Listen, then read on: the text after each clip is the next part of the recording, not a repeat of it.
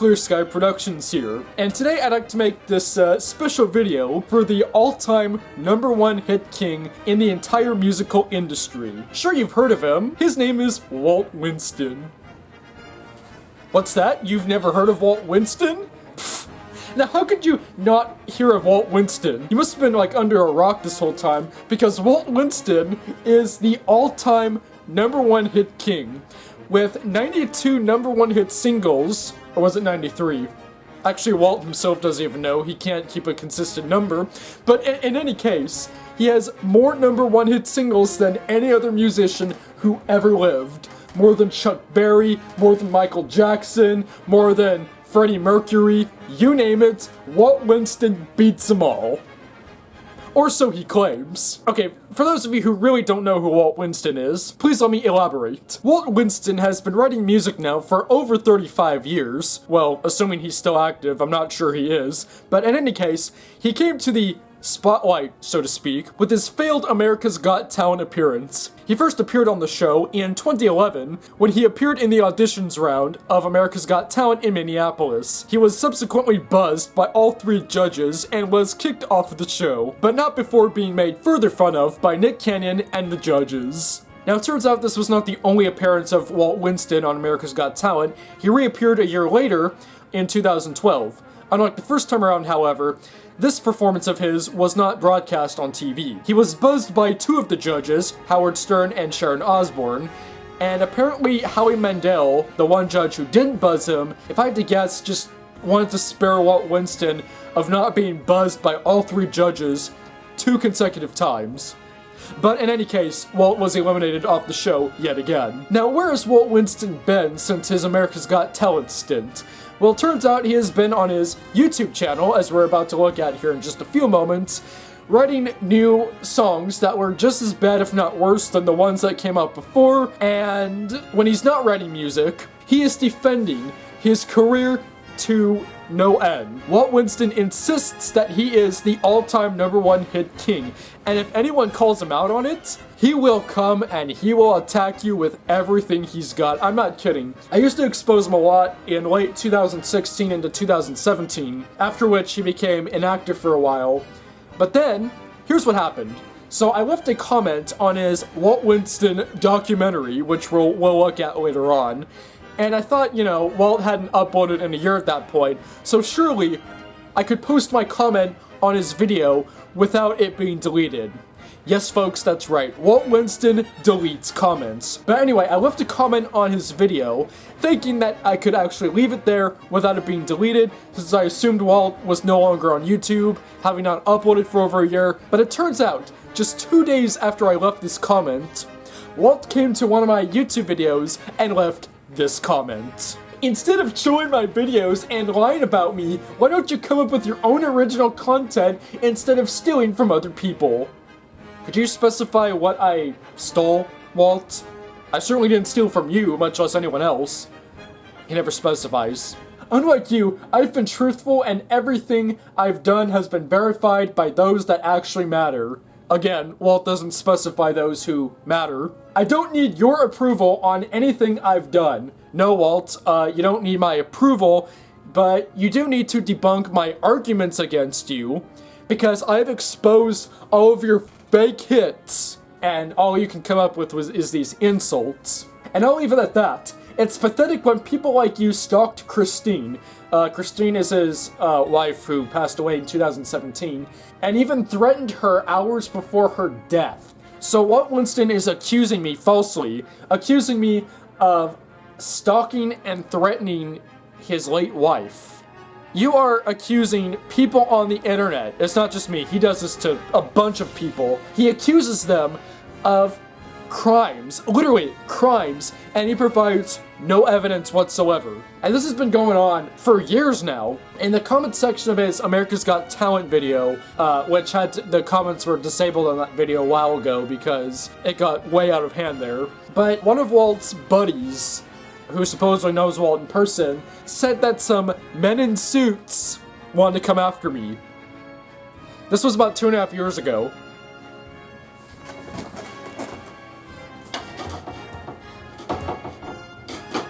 and those men in suits are nowhere to be found.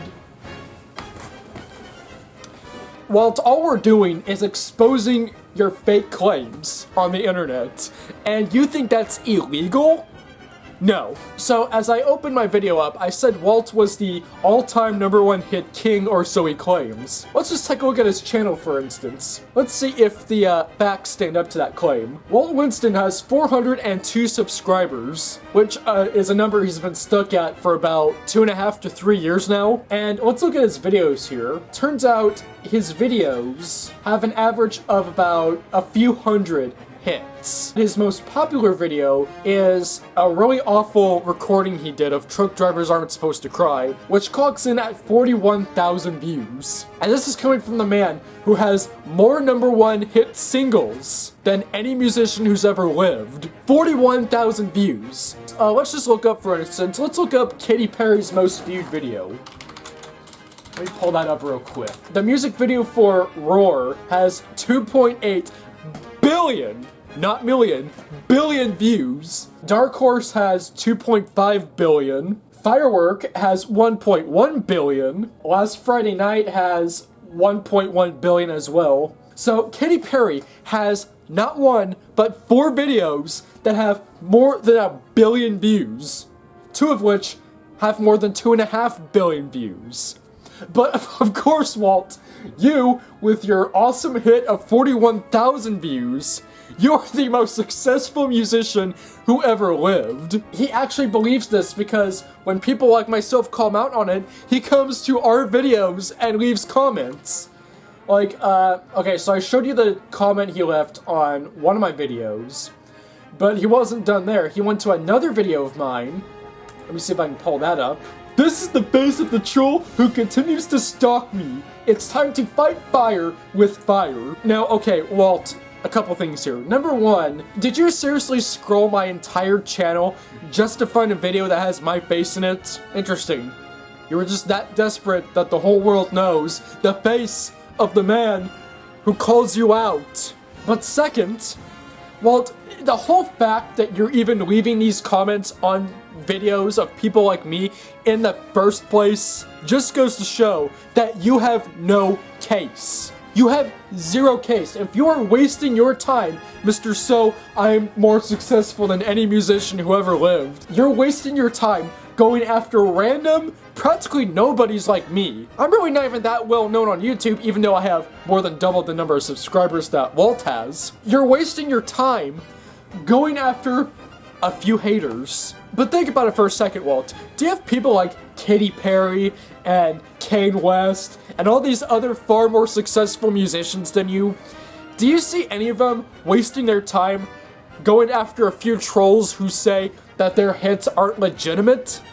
No, of course they don't. You know why? Because it would be a waste of time. Because we all know, even us who don't listen to Katy Perry or Kanye West, I don't listen to either of those. I don't listen to a lot of music in general, really. But we all know anyway that their hits are genuine. So these people are not going to waste their time going after miscellaneous people on the internet who say things like, yeah, Katy Perry's hits are a joke. They're fake hits. No, Katy Perry's not gonna waste her time going after those people. Why? Because she's too busy producing real music, real hits, and making real money. She's not gonna waste her time going after them when she's gonna be doing far more successful stuff out there. But yet you, Walt, go after people like me. That just proves our point. Instead of going out and producing all this music and performing at gigs, which when was the last gig you performed at, Walt? More on that in a second. Instead, you go after all these people because they expose your hits as being fake and that bothers you. Listen, Walt, you see, no one's making fun of you for only having a few hundred hits. No one's making fun of you for losing on America's Got Talent. Because there's a lot of people out there who are like that. We're making fun of you for your immaturity and complete lack of dignity. For people who just question your legitimacy. Now let's watch his little documentary here that he made in 2016. Okay, for this part of the video, we're going to be critiquing Walt's documentary, which of course, as you can see on the screen, I will not be showing for obvious reasons. And because I don't feel like saying all this stuff myself, I'm going to turn this part of the video to my good friend, Microsoft Sam. Take it away, Sam. Thank you and hello everyone. Since we don't want Walt to go running to copyright again, I will instead describe the content of his documentary. So let's get started. Walt begins his documentary, which is filmed in a really low-quality camera. Now, any successful musician on the scale that Walt claims to be would have a much better camera quality than that. Good heavens, even I have better quality than that. Already a bad sign. Next, Walt goes on to talk about how necessary it was to produce this information for us, since he was apparently being attacked by a few trolls with a hate-filled agenda.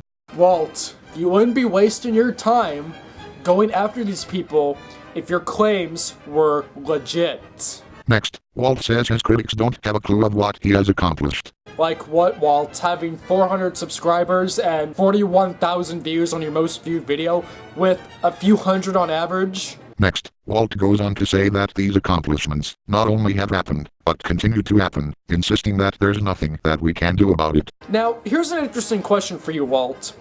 If we were jealous of your success, why would we go after you instead of these more successful musicians like Katy Perry, Kanye West?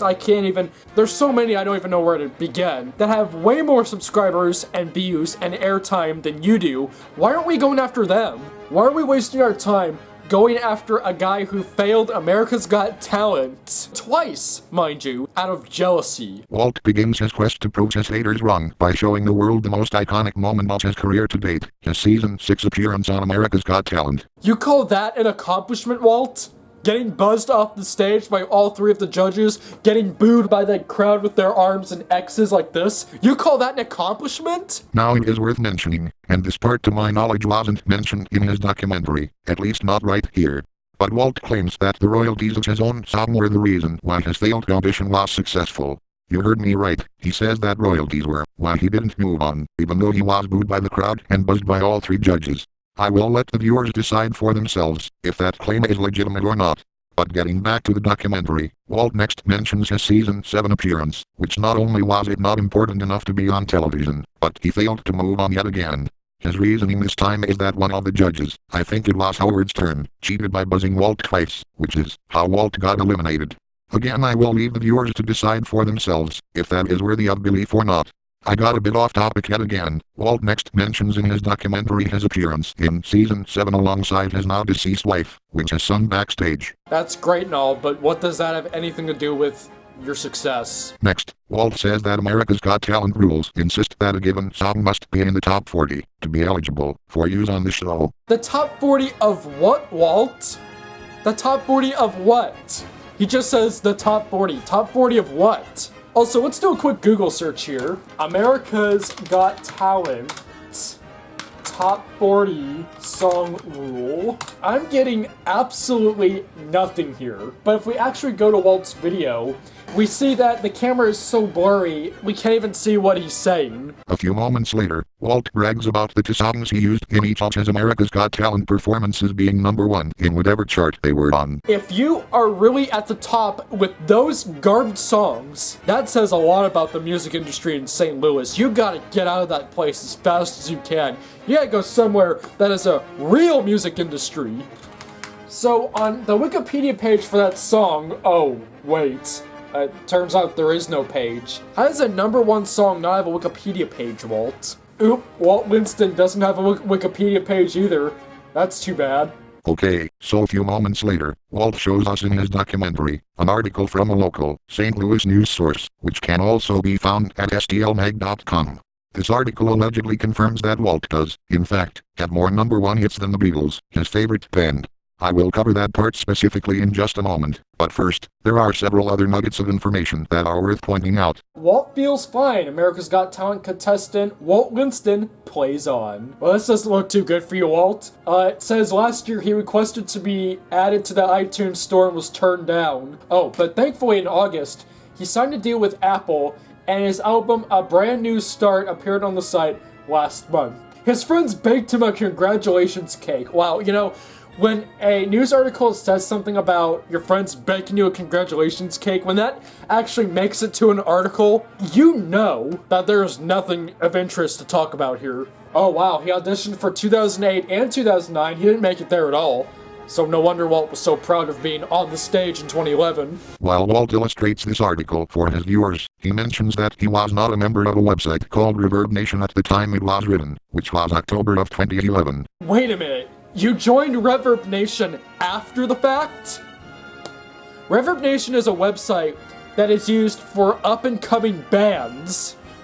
So why would anyone of your success go to Reverb Nation? If you were successful as you claimed, and if HET verified all your existing hits back at the time, why would you go to Reverb Nation? I have never heard of any of the people on Reverb Nation except for Walt himself. And Walt's the only reason why I even know that website exists anyway. Next, Walt informs us that the article mentions that Walt's charts are actually just internet charts, whatever exactly that means. Based on the internet charts. He predicts that internet charts will one day outshine Billboard. Now here's the dramatic part. Walt quotes the article which claims that Walt does in fact have more #1 hits than the Beatles, his favorite band, as well as George Strait. Okay, now Walt's claims sound really convincing here, especially since he's quoting a source. Sounds like he has officially proven his haters wrong once and for all. However, if we examine his argument here in close detail, it rapidly falls apart. To illustrate, let me use this scenario to better describe the argument. Imagine a film director, we'll just call him Mr. X. Now, Mr. X directs low-budget feature-length films that are never shown in theaters, but instead go straight to video, like the one sold in a gas station somewhere. Now let's say the sales records of this director's films are published on an internet chart of some kind. Now let's say that, as it turns out, Mr. X has more #1 top-selling DVDs than any other director in his field. Sounds impressive, and if Mr. X were truly honest with himself on that, that would be fine. But now let's say that Mr. X goes on to claim that he has more #1 hit DVDs than, say, Steven Spielberg. Clearly, whether he is doing so with intent or not, Mr. X is blowing his success way out of proportion, by indirectly, but rather clearly, claiming to be more successful than Steven Spielberg. Well, that's just what Walt is doing by claiming to have more #1 hits than the Beatles. But wait a minute, what about this article? It confirms what he's saying, doesn't it? Well, no. Just because it's in a news article doesn't always mean it's true, and since Walt seems to hate mainstream media, I'm sure he won't disagree with that there. You see, even if the article he's mentioning is not outright lying, it is telling a half-truth. A half-truth is when you say something that is technically true, but you leave out certain bits of information that can end up turning that nugget of truth into something else entirely. This is why all witnesses in court who testify are asked to tell not just the truth, but the whole truth, and nothing but the truth. So what neither Walt nor this article are telling you is that, even if Walt's quantity exceeds that of the Beatles, that still doesn't mean Walt is more successful than the Beatles, as he likes to claim. Remember, the same article felt that Walt's congratulations cake was mention-worthy. That is the kind of stuff you hear from a news source that reeks of utter desperation for attention. So let's go back to Mr. X and his DVD sales for a moment. If he has, technically, more bestsellers than Steven Spielberg in his field of expertise, does that make him a better director than Spielberg? No, it doesn't, because they are on completely different professional levels. Remember, quality is always more important than quantity. And likewise, the #1 hits of the Beatles, and I'm sure of George Strait as well, far exceed Walt in quality than anything else. Now Walt sometimes uses this same fallacy when he brags about how many albums he's produced. He has produced at least 28 albums, which, in terms of quantity, is more than the Beatles, as how he pointed out. But again, there is a big difference between Walt's albums and the Beatles' albums, and likewise the #1 hits that they contain. All one has to do is take a quick visit to Walt's channel, then watch some Beatles YouTube videos, to figure that out. And this, ladies and gentlemen, is exactly the logical fallacy that Walt uses in all of his claims. Now that we've pointed that out, we can see how that is used in the rest of his entire documentary. For example, a bit further on, Walt reads the article some more, claiming that he has made music history by capturing the top 6 singles in a weekly published chart, a feat that has not been accomplished since the Beatles in March of 1965. Again, he is talking about backwoods charts that hardly anyone has heard of. Anytime you hear Walt brag about an accomplishment of his, think back to Mr. X and his DVD sales. Producing straight-to-video films that go directly to gas stations will never make you more successful than Steven Spielberg, no matter how many #1 bestsellers there are. And it turns out, this is what we've been trying to tell Walt all along. He is comparing apples to oranges, and expects people to buy into it, when we don't. Now I've said that Walt reaches #1 on mostly unknown charts, so you are probably wondering which charts exactly he is talking about. Well, while reading the article, he says that in his case, the internet charts he mastered were beta records, and, get this, mp3.com.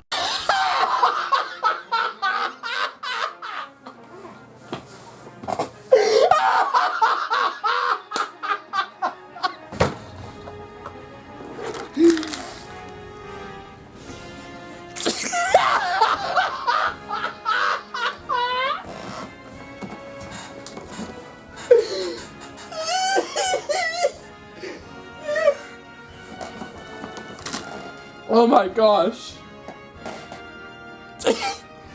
He thinks MP3 type.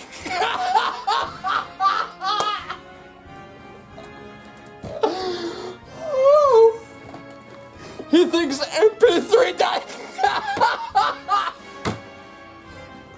MP3.com is nothing. Nothing. A few moments later, Walt insists he didn't create the charts he's talking about. I don't know of anyone who claims that you created these charts. That's not what we're arguing. We're just arguing that they're charts no one cares about. A short time later, Walt claims to have been the #1 folk artist in the entire world. He then shows his audience a chart in his wall in an attempt to prove this claim. If the #1 folk musician in the world has 400 subscribers and a few hundred hits per video, there's some serious issues with the folk music industry. But then, Walt actually does clarify this by bragging about conquering all of beta records. Now, hang on, let's look at Beta Records here. It's a website about indie rock, independent music, alternative rock, and college rock. Again, no musician with genuine #1 hits would go to a website like this. Or if you really are #1 on a website like this, again, Walt, nobody cares. Next, Walt shows us his wall, in which he proudly displays CDs of all 87 of his alleged #1 hit singles. He claims that these were achieved as of 2008, which he specifically points out was 3 years before America's Got Talent. He had 87 #1 hit singles and yet felt the need to go to America's Got Talent, where even the winners soon become nobodies, much less the audition rejects. Next, Walt mentions that these alleged hits were achieved either as a solo artist, or his former band known as the Waltles. Yes, folks, you heard that right. The Waltles. A band that he created because he had no creativity whatsoever, as a tribute band to the Beatles. Which we all know what tribute bands are. They're just knockoff bands that people want to be because they can't be the original. Next, Walt claims that the Waltles are a well-documented group. Let's see how well documented they are. So I just did a Google search for the Waltles. The first 2 results I've gotten are a couple Facebook pages. The next 2 results I got are walteriarecords.com/Waltles, aka Walt's own website. And then Last FM. I don't even know what this is. Oh, this is another one of those independent songwriter whatever websites. Bandmind.com. What is this? Nothing interesting here, just, this looks like a YouTube knockoff, actually, but, like, specifically for band music and stuff. Nothing good there. That appears to be it. We're getting into, Ancestry.com links and stuff, so nothing good there. Waltle.net, let's see what this is. Oh, this is a totally unrelated website. Not even gonna bother with that. They don't seem to be that well documented of a group, Walt. Moments later, Walt specifies that out of his 87 hits, 10 of them were achieved under the Waltles saga. For a band with 10 #1 hits, not much on the internet about them at all, except for Facebook. Next, Walt says that he started up this band with an alleged buddy of his, named Peter Salem. Oh yeah, this Peter Salem guy. We've been asking Walt for years now to provide evidence that this Peter Salem guy even exists. We haven't gotten any of that. You go to Peter Salem's YouTube account, which Peter Salem's one of the guys who defends one of Walt's videos. He has no activity on his account except for liking Walt's videos. Same thing with all the other accounts on Walt's videos. No activity, but liking Walt's videos. Now, why is it that the only people defending Walt Winston from these criticisms of ours have no activity but liking his videos? Because, in probability, they are fake accounts run by Walt himself, since they're the only people that defend his videos. Next, Walt makes a comment about the first Peter Salem. Wait, there's more than one? There were two guys you worked with that both coincidentally had the same first and last name. Yeah, right. Next, Walt says that the first Peter Salem went by the initials JW. He then says he won't reveal who exactly he is. Of course not, since he doesn't exist. Next, Walt mentions another band member who, for some reason, was never pictured. Probably since he didn't exist. Finally, Walt moves on by reiterating the fact that, contrary to his critics' claims, he does in fact have #1 hits in the music industry. Next, Walt shows us a piece of paper of an internet chart printed off of mp3.com for his alleged #1 hit. Okay, now, before I tell you how many downloads off of this #1 hit he got in one day, I will give you 10 seconds to take a guess. Guess how many downloads in one day this song got. 10, 9, 8, 7, 6, 5, 4, 3, 2, 1. Time's up. He earned 51 downloads in one day. You heard me right, 51 downloads in one day. I surrender. I give up. Walt Winston has provided the ultimate proof to prove me wrong. His #1 hits have 51 downloads? That's it. That's it. I've seen all I need to see in this. I have seen everything I need to see. He flat out admits his hits are meaningless without coming out and admitting it. Oh my gosh. So let's watch his supposed hits on YouTube. Can't wait to listen to Walt's great music. I mean, anyone who produces 92, 93 #1 hit singles will surely produce the greatest music that just there ever was. Okay, 56 videos on his account. So his alleged hits outnumber his YouTube videos.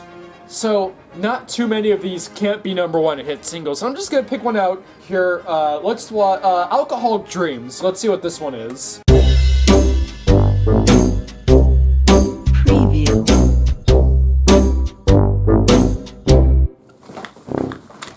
No, okay, no, sorry, I can't do that one. Let's watch another one here. Nasty, what's this? Who knows, maybe this one will be good. Oh! Preview. What? If that is a #1 hit single, God have mercy on us. Little Dog, Little Paws. Let's see what this one is.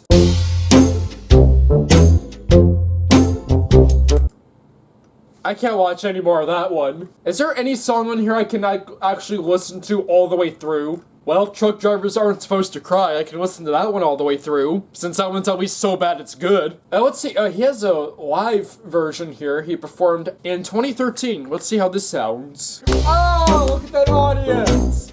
All 18 of them! And like half of them are asleep! Okay, that's enough of that. You'd think more than 18 people would come out to see the all-time #1 hit king at the county fair. Good heavens, I mean, even the weather was bad. Oh, it wasn't bad. It was like perfectly sunny. Okay, never mind. I wonder why no one showed up to Walt Winston's big gig. I Thought You Were My Lady. What's this? Oh my gosh. That cover though, with a CD cover like that. This can't be that bad, right?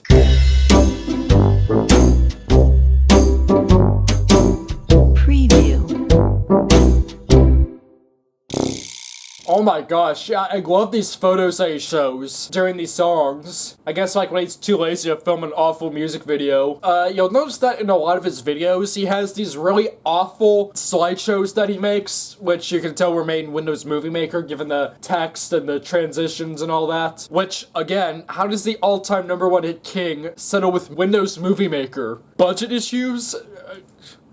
Now let's watch one of his all-time greatest hits, clocking in at 23,000 views. So already we have baby pictures of, wow, yeah, because that's the best way to make a music video, show a baby picture of yourself. Now, admittedly, this is one of Walt's lesser tracks. It's not as bad as some of the others, but too bad it had to be accompanied by an awful slideshow. Oh my gosh, at least put that camera on a tripod, for crying out loud. I mean, never mind that, I could take better pictures with a camera holding it. Oh my gosh, was that taken out a laundromat or something? Now here's one thing Walt loves doing. He loves showing pictures of himself with cake to celebrate, you know, his fake hits and all. He just loves showing the world that.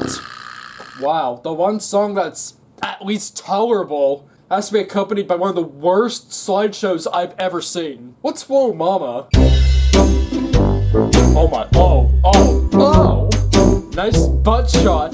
Nice butt shot, Walt. Yeah, apparently his son shot that video. Oh boy, there's even a comment here. The funny thing is, this song hit #1 on Beta Records truck driving country charts a month ago. That's all I can handle for Walt of now. Go check out the rest of his awful channel. But one thing I'd like to do, real quickly before we end this video, is, okay, I noticed in the last video we watched, there was a picture of a CD. But when Walt got called out by another user named Jacob Wise, who went to a music store that sells CDs, and they didn't even have Walt cataloged in the system. Let's read Walt's excuses. In fact, ever since 2000, I've done a lot of my business online. There's a thing called MP3s. You abandoned CDs in 2000. Yeah, right. Walt Winston, everybody. This is him. This is Walt Winston. And we'll see if Walt comes to this video after I flat out exposed him. We'll see if he comes to this video justifying himself and making threats to call the police on his haters and stuff like that. Well, I guess we'll just have to wait and see. This is ClearSky Productions. I've said pretty much all I have to say on Walt Winston. Thank you for watching this video. Like, comment, subscribe, and please go check out Walt's channel. Yeah, shout out to Walt. Go check out his channel and have a great laugh at it. That's all.